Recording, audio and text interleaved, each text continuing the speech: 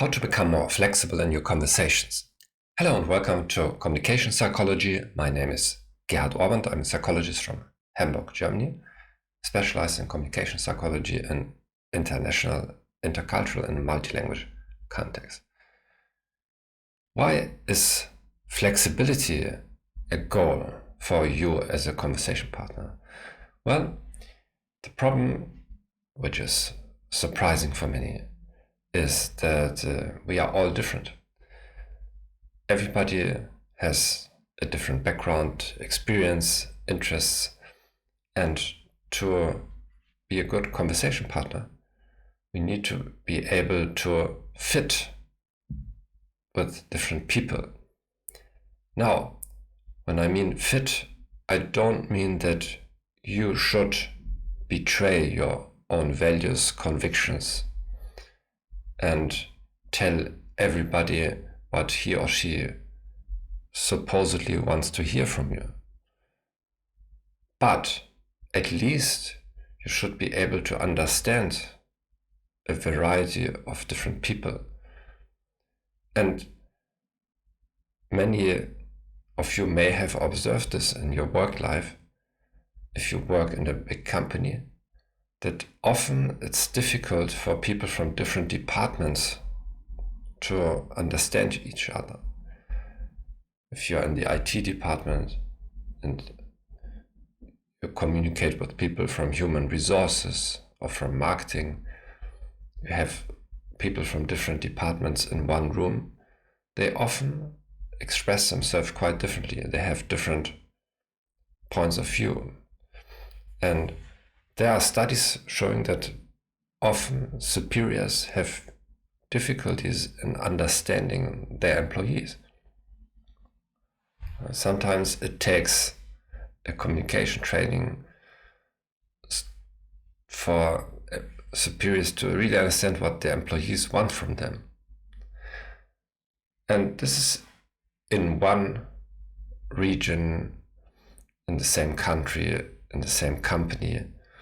And still, there are lots of misunderstandings.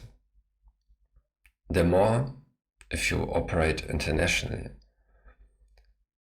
The problem, especially today, is with information consumption being based on YouTube or Instagram or any other platform, that if you are not very careful and don't counteract this, you will be fed more and more information of that which you already know or consider correct.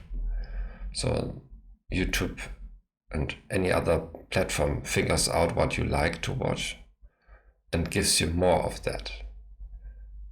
So there is a measurable effect of segregation. So people become more and more isolated in the informations they get.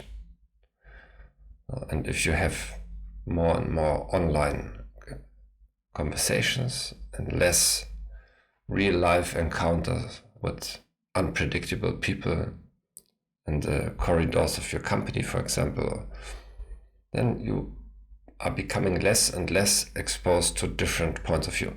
Now,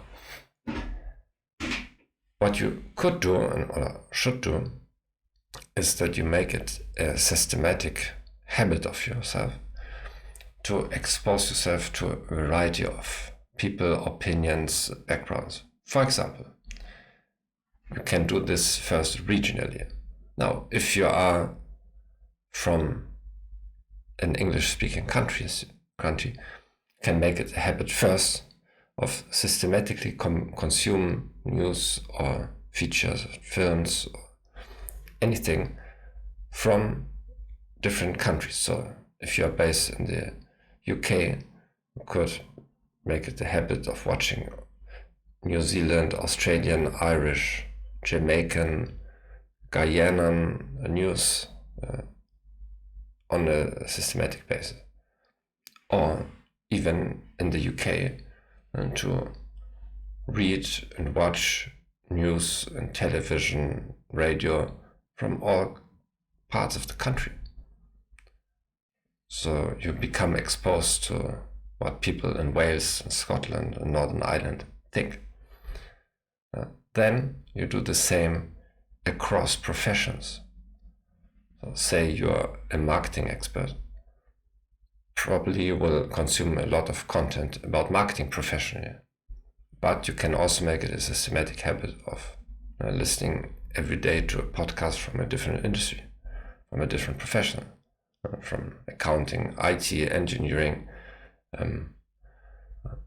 Also, you have your special hobbies, but you can also make it a habit of consuming every day a piece of content about a hobby that you are not interested in. Gardening, stitchery, like embroidery, anything. So at least you hear people, so you see people telling you something about something that you never were quite interested about. Also, what you could do is you could watch travel videos every day from a different country. You could use the website random country, for example. You generate a random country every day, and for 5 to 10 minutes a day, watch a travel video about that country to see how it looks like. Then there are also interesting videos showing different social realities, because often we are focused on our social group. For example, there are videos exploring underprivileged regions in America, for example, traveling through the so-called Rust Belt, or the travelers exploring the poorest regions or the ghettos in different countries in Africa, for example. So that gives you also perspective.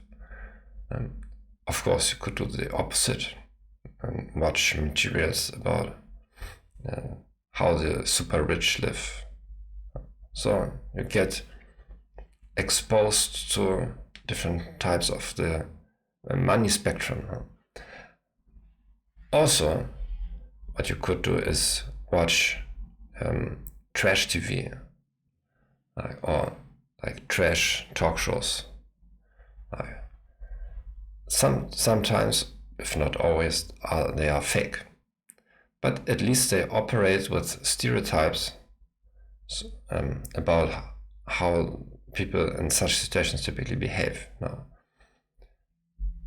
Also, what you could do is you make lists first for ChatGPT or your AI assistant, and you can make lists about different topics, for example, about what your beliefs are in life, what are your values, and then you pick one of these values every day, and you ask ChatGPT, give me 20 alternative values. So there are people with other values, or give me 20 arguments people typically have against my conviction in this area: political, religious, economic, social, professional, how things have to be done correctly. And you explore opposing standpoints. If you have a certain position on a political issue or social issue, try to consume content from the opposite party. So if you are in favor of European integration, for example, then regularly consume people who are against it. If you are a vegan, consume channels about the Paleolithic diet, about eating meat every day. So if you are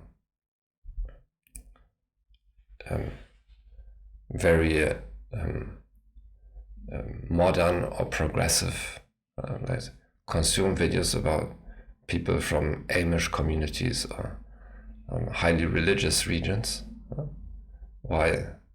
So expose yourself to opposing standpoints on a regular basis. So now this doesn't mean that you should adopt all those viewpoints and change your own religion or outlook on the world in general, but at least it will help you first realize that all those people are human beings too, and they may be quite nice.